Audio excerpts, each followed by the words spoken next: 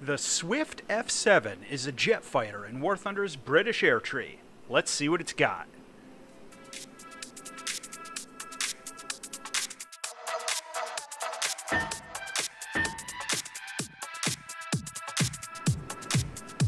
The Supermarine Swift traces its origins back to a number of research projects and prototypes that were developed shortly after the Second World War.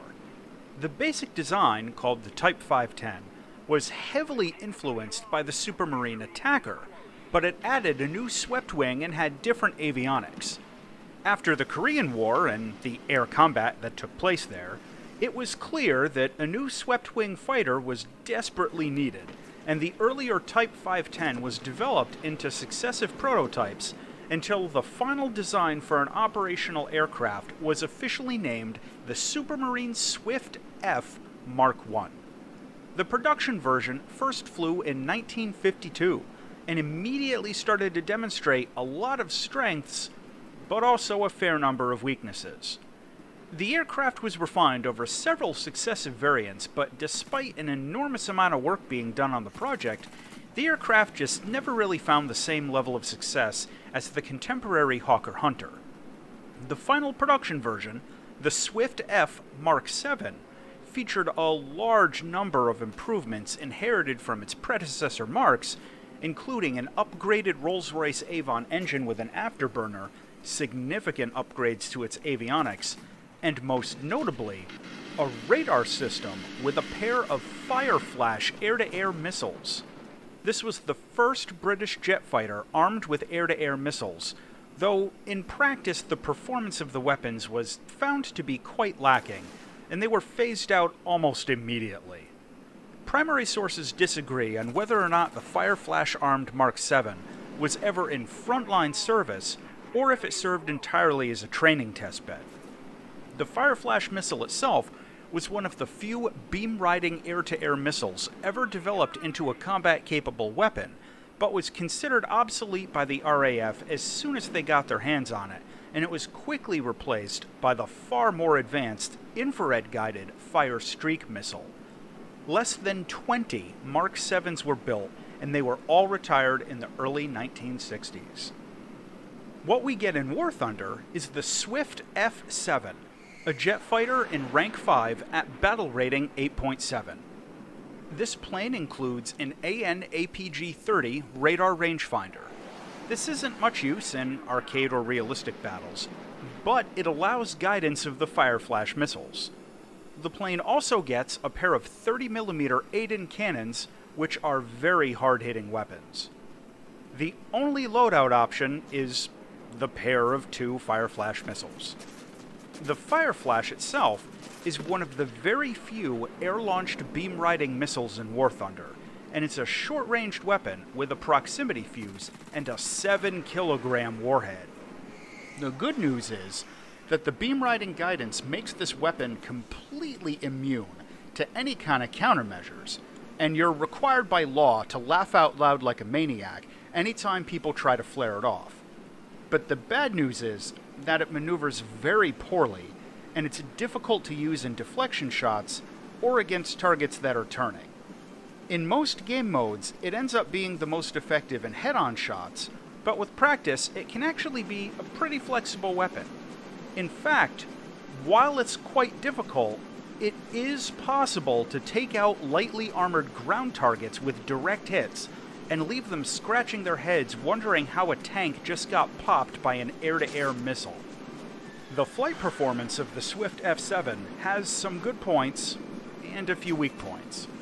It gets an afterburner, which helps give the plane a reasonably good rate of climb and solid acceleration, but it's still a subsonic aircraft.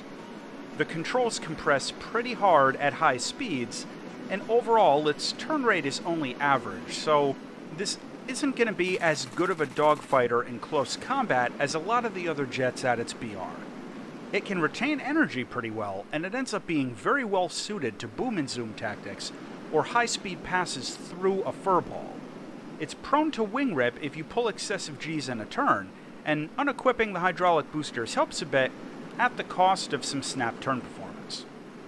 With practice, it is possible to use this as a close-in dogfighter, but it requires very careful energy management and a heavy reliance on vertical maneuvers to try and energy trap enemy fighters, many of which are a bit underpowered at this BR still. A competent opponent will still be able to outturn you in most other jets that the F-7 goes up against though, especially on the horizontal axis, so be careful and try to maintain realistic expectations. Using the swift F-7 in air battles is generally typical of rank 5 subsonic jets, but the Fire Flash missile gives you a little more flexibility than might otherwise be obvious. The missiles are outstandingly useful in head-on attacks, and if you launch from in between like 2 to 3 kilometers, they can be incredibly difficult to dodge for the guy flying right at you.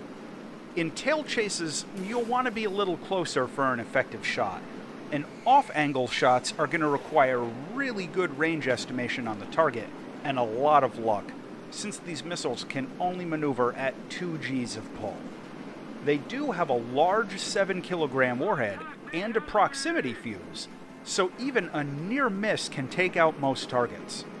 A special note, beam riding missiles currently have an odd issue that seems to be a bug, but as of making this review, I haven't gotten a clear answer. Sometimes the radar rangefinder will target the missile and send it flying off in a random direction, and sometimes it'll target an enemy plane and make it a lot easier to score a hit. If you fire with the radar activated, you're kind of flipping a coin. The good news is, if you turn the radar rangefinder off, you can still guide the missile in normally, so it functions like it's supposed to, and personally, that's what I would suggest for now. The 30mm cannons that the F-7 gets are very effective, but both are located on the bottom right side of the fuselage, and personally, I find them pretty difficult to aim, so it might take a little practice until you get comfortable with them. In terms of close air support and ground attack, the only external weapons the plane gets are the Fire Flash missiles, so its utility for ground pounding is pretty limited.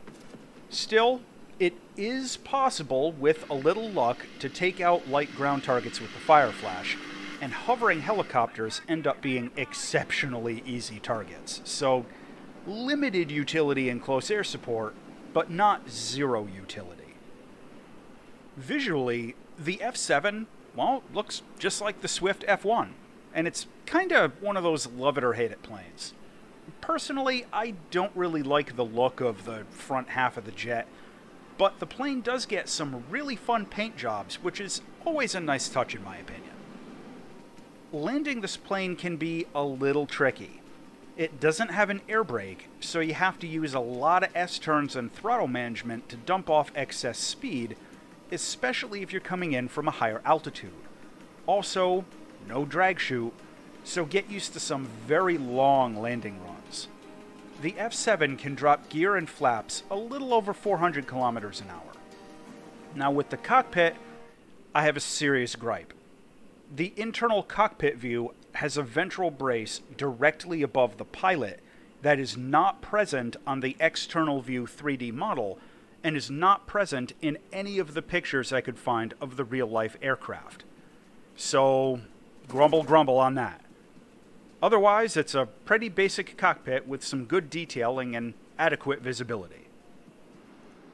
To close out on the Supermarine Swift F-7. This jet gets the beam-riding Fire Flash air-to-air missile, which comes with some great utility. It has an afterburner, and it retains energy very well, especially in vertical maneuvers. However, it only gets the Fire Flash beam-riding air-to-air missile, which comes with some drawbacks. It has somewhat limited ammo for the cannons. The afterburner chugs fuel incredibly quickly, and it's not great as a close-in turn fighter.